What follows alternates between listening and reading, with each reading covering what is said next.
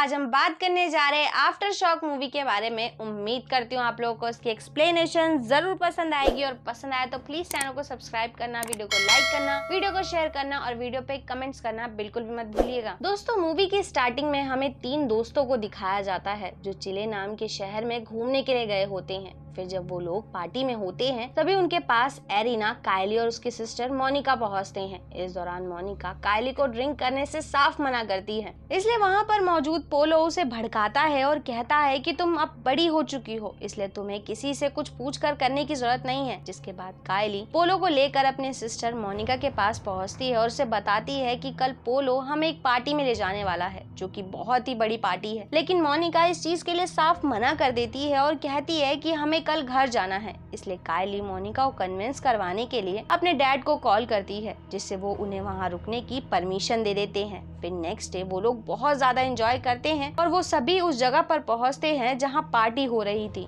जहाँ पर सभी काफी एंजॉय करने लगते हैं। लेकिन इस दौरान एरियल कंटिन्यू अपने फोन में किसी से बात कर रहा था, जिस वजह से पोलो काफी गुस्सा होता है और उसे पार्टी एंजॉय करने के लिए कहता है, जिस चीज के लिए एरियल तैयार हो जाता है और वहाँ से चला जाता है। इधर कायली ने बहुत ज्यादा ड्रिंक कर ली थी, इसलिए मोनिका उसे घर चलने के लिए कहती है, लेकिन वो इस चीज के लिए साफ मना कर देती है, जिससे उन दोनों में बहस हो जाती है। और इसी बहस के चलते मोनिका अपनी सिस्टर को चांटा मार देती है और उनके कुछ समझने से पहले ही वहाँ पर एक बहुत ही भयानक भूकंप आ जाता है, जिससे देखते ही देखते पार्टी में मौजूद बहुत सारे लोग मारे जाते हैं और वहाँ पर बहुत ही बुरी तरह से हड़कंप मच जाता है। हालांकि इस दौरान एरियल उस जगह की बारटेंडर को बचाने की कोशिश करता है जो बहुत ही बुरी तरह से फंसी हुई थी, लेकिन उस लड़की पर गिरा हुआ मेटल काफी भारी था, इसलिए जैसे ही वो बाहर निकलती है वो मेटल खिसक जाता है, जिसके चलते एरियल का हाथ कटकर अलग हो जाता है। और जब वो उस बारटेंडर से मदद मांगने की कोशिश करता है तो वो एरियल की मदद करने की बजाय वहाँ से भाग निकलती है। इस दौरान एरियल पागलों की तरह अपना कटा हुआ हाथ ढूंढता है ताकि वो उसे ठीक करवा सके। तभी उसके पास मोनिका पहुंच जाती है। एरियल की ऐसी कंडीशन देखकर उसके पास उसके सभी दोस्त पहुंच जाते हैं, जो उसकी ब्लीडिंग को रोकने के लिए उसका हाथ बांध देते हैं। वहीं मोनिका भी उसका हाथ ढूंढकर अपने पास ही रख लेती है। इतना सब होने के बावजूद वहां लगातार तबाही हो रही थी, जिससे लोग एक एक करके मर रहे थे। पर तभी उनके पास उस जगह की स्वीपर आती है जो उन्हें बेसमेंट के रास्ते से बाहर निकालने की कोशिश कर रही होती है। लेकिन जैसे ही वो बाहर निकलती है, बाहर चल रही गाड़ी की वजह से उस स्वीपर का सर बुरी तरह से कुचल जाता है, जिससे वो भी बहुत ही बेरहमी से मारी जाती है। जिसके बाद एरियल और उसके दोस्त बाहर निकलकर हॉस्पिटल तक जाने का रास्ता ढूंढने की कोशिश करते हैं और यहाँ देखने पर उन्हें पता चलता है कि पोलो की गाड़ी भी पूरी तरह से डिस्ट्रॉय हो चुकी है। इसलिए पोलो अपने डैड को कॉल करके हेलीकॉप्टर मंगाने की कोशिश करता है, पर किसी के भी फोन में नेटवर्क नहीं था। इसलिए वो लोग लिफ्ट लेने की कोशिश करते हैं, पर ऐसी सिचुएशन में कोई भी गाड़ी रुककर किसी की मदद करने को तैयार नहीं थी। उसी समय एक आदमी उस बैग को चुरा ले जाता है जिसमें एरियल का कटा हुआ हाथ था। ये देखकर एरियल बौखलाकर बुरी तरह से चिल्लाने लगता है। तभी वहाँ पर इमरजेंसी अलार्म बजने लगता है जो सुनामी के लिए इस्तेमाल होता है। इसलिए पोलो और उसके दोस्त पूरी तरह से बौखला जाते हैं। फिर वो लोग एरियल को हॉस्पिटल पहुँचाने के लिए लिफ्ट तक पहुँचते हैं तो वहाँ पर काम कर रहा आदमी सभी लोगों को लाइन से आने के लिए कहता है। हालांकि पोलो उसे बहुत सारे पैसे देता है और कन्विंस करने की कोशिश करता है, लेकिन वो इस चीज के लिए साफ इनकार कर देता है। इसलिए पोलो उससे रिक्वेस्ट करता है कि मेरा दोस्त मर जाएगा। इस बात को सुनने के बाद वो आदमी सिर्फ एरियल को लिफ्ट में भेजने के लिए तैयार हो जाता है। लेकिन जब वो लिफ्ट ऊपर जा रही होती है तो लिफ्ट में ओवरलोड होने की वजह से लिफ्ट पर बंधी हुई वायर टूट जाती है और बहुत ही ऊंचाई से लिफ्ट गिरने के कारण उसमें मौजूद सभी लोग बहुत ही बेरहमी से मारे जाते हैं।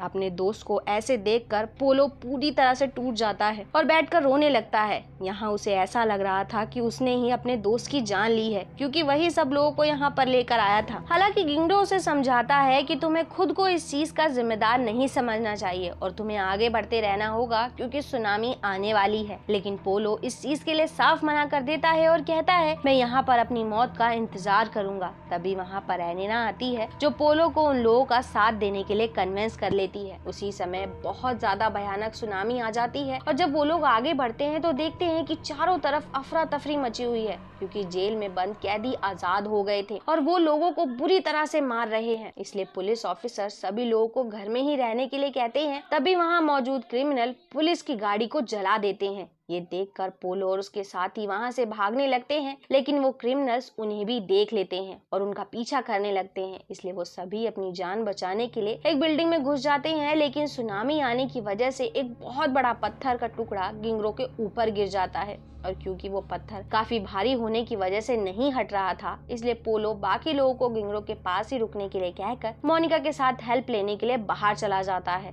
और लोगों का दरवाजा नॉक करके हेल्प मांगता है, लेकिन वहाँ पर कोई भी उनकी हेल्प करने के लिए बाहर नहीं आता। दूसरी तरफ गिंगरो के पास मौजूद एरिना जब देखती है कि उसकी हालत काफी खराब हो रही है, तो वो उसे अपने बेटे की वीडियो दिखाकर ये विश्वास दिलाती है कि वो जल्द ही अपनी बेटी के पास होगा। तभी उन्हें क्रिमिनल्स की आवाज सुनाई देती है जो उनकी तरफ बढ़ रहे थे, इसलिए गिंगरो एरिना को छुपने के लिए कहता है, जिससे एरिना और कायली दोनों ही छुप जाते हैं। उसी समय क्रिमिनल्स गिंगरो के पास पहुंच जाते हैं तो उन्हें लगता है कि वो मर चुका है, लेकिन जैसे ही वो लोग उसकी पॉकेट से पैसे निकालने की कोशिश करते हैं, दर्द होने की वजह से वो कराहने लगता है। इसलिए वो लोग उससे लड़कियों के बारे में पूछते हैं, जिस पर वो कहता है कि वो लोग हेल्प लेने के लिए यहाँ से चले गए हैं, लेकिन वो क्रिमिनल्स उसका विश्वास नहीं करते हैं। इधर हम पोलो और मोनिका को देखते हैं जो एक फायर डिपार्टमेंट की गाड़ी को रोकने की कोशिश करते हैं, लेकिन उस गाड़ी का एक्सीडेंट हो जाता है जिससे उनमें से एक आदमी मारा जाता है। इसलिए गाड़ी में फंसा हुआ दूसरा आदमी पोलो से हेल्प मांगता है और उसे बाहर निकालने के लिए कहता है, जिसके बाद हम क्रिमिनल्स को देखते हैं जो गिंगरो को बुरी तरह से टॉर्चर कर रहे थे, लेकिन इसके बावजूद जब वो उन्हें लड़कियों के बारे में नहीं बताता तो वो उसे जिंदा जलाने के लिए उस पर फ्यूल डाल देते हैं, जिससे एरिना डरकर वहाँ से भागने लगती है, लेकिन वो क्रिमिनल उसे पकड़ लेते हैं और उसका बहुत ही बेरहमी से रेप करने लगते हैं। ये देखकर गिंगरो उस क्रिमिनल को पत्थर से मारने की कोशिश करता है, जिससे वो क्रिमिनल बहुत ज्यादा गुस्सा हो जाता है और उसे जिंदा ही जला देता है। ये देखकर वहाँ पर छुपी हुई कायली बहुत ज्यादा डर जाती है और अपनी जान बचाकर वहाँ से भागने की कोशिश करती है, जिससे वो लोग उसका भी पीछा करने लगते हैं, लेकिन कायली भागती हुई मोनिका के पास पहुँचती है और उन्हें सारी बातें बताती है, जिसके बाद वो सब उस जगह पर पहुँचते हैं जहाँ पर एक क्रिमिनल एरिना का रेप कर रहा था। हालांकि ये देखकर उनके साथ मौजूद फायरमैन सभी लोगों को वहाँ से वापस चलने के लिए कहता है, लेकिन पोलो इस चीज को बर्दाश्त नहीं कर पाता, इसलिए वो कुल्हाड़ी लेकर चुपके से उस क्रिमिनल के पास पहुँचता है और उस पर लगातार अटैक करके उसे बहुत ही बेरहमी से मार देता है, जिसके बाद वो एरिना को लेकर वहाँ से भागने लगता है, लेकिन तभी वहाँ पर दूसरा क्रिमिनल भी आ जाता है जो एरिना को गन से शूट करके मार देता है। और क्योंकि वो लोग अपने साथी के मरने की वजह से बहुत ज्यादा गुस्सा हो गए थे, इसलिए वो सब पोलो और उसके साथियों का पीछा करने लगते हैं। जिसके बाद फायरमैन उन लोगों को बचाने के लिए गली तक पहुंचता है, लेकिन उस गली के लोगों ने उसको बंद कर रखा था। हालांकि वो लोग गली के लोगों से उन्हें अंदर लेने की रिक्वेस्ट करते हैं, लेकिन वो इस चीज के लिए साफ इनकार कर देते हैं और कहते हैं कि यहाँ पर पहले भी कुछ क्रिमिनल्स हमें धोखा देकर अंदर आ गए थे, इसलिए हम दोबारा से रिस्क नहीं ले सकते। हालांकि इस दौरान फायरमैन उन लोगों से कहता है कि हमारी बॉडी पर टैटू नहीं है, और क्योंकि क्रिमिनल की बॉडी पे टैटू होते हैं, इसलिए गली का एक बूढ़ा आदमी उन लोगों को अंदर बुलाने की कोशिश करता है, जिससे गली की एक लेडी पोलो को गन से शूट कर देती है, इसलिए मजबूरन उन लोगों को वहाँ से जाना पड़ता है। इस दौरान पोलो को ब्लीडिंग हो रही होती है, जिससे उसकी हालत खराब हो जाती है, इसलिए वो लोग उसे एक जगह पर छुपा देते हैं और हेल्प लेने के लिए वहाँ से जाने लगते हैं। हालांकि इस दौरान फायरमैन उससे वादा करता है कि वो हेल्प लेकर जरूर वापस आएगा। उन लोगों के जाने के बाद पोलो को पता चलता है कि उसके फोन में नेटवर्क आ गए हैं, इसलिए वो अपने डैड को कॉल करके मदद मांगता है, लेकिन उसके डैड उसकी कोई बात सुन पाते उससे पहले ही उनका कॉल डिस्कनेक्ट हो जाता है। इसी वजह से उसके डैड पोलो को फिर से कॉल करते हैं, जिससे फोन की आवाज सुनकर क्रिमिनल उसे ढूंढकर मार देते हैं।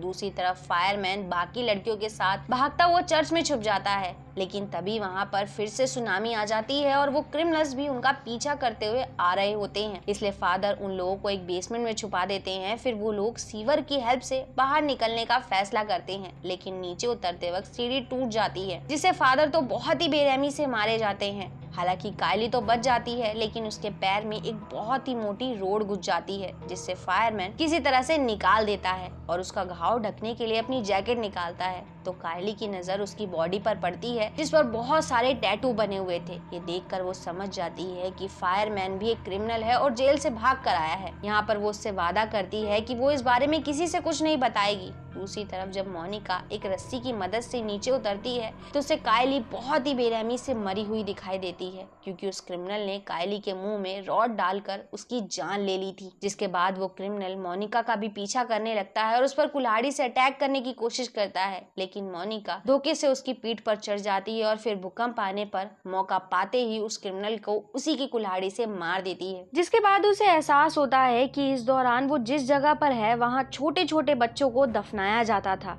इसी समय फिर से सुनामी आ जाती है जिसमें मोनिका दब जाती है और जब उसे अगली सुबह होश आता है तो वो खुद को बाहर निकाल लेती है और आगे बढ़ती है तो उसे सामने एक समुद्र दिखाई देता है, जिसे देखकर वो काफी खुश होती है। लेकिन उसकी खुशी ज्यादा समय तक नहीं रुक पाती, क्योंकि समुद्र में भी बहुत ही भयानक सुनामी आ जाती है, जिससे हमें पता चलता है कि मोनिका भी अब मरने वाली है। और इसी के साथ ही मूवी यहाँ खत्म हो जाती है। दोस्तों, उम्मीद करती हूँ आप लोगों को इसकी एक्सप्लेनेशन जरूर पसंद आई होगी, और पसंद आई तो प्लीज चैनल को सब्सक्राइब करना, वीडियो को लाइक करना, वीडियो को शेयर करना और वीडियो पे कमेंट्स करना बिल्कुल भी मत भूलिएगा। And thanks for coming and watching.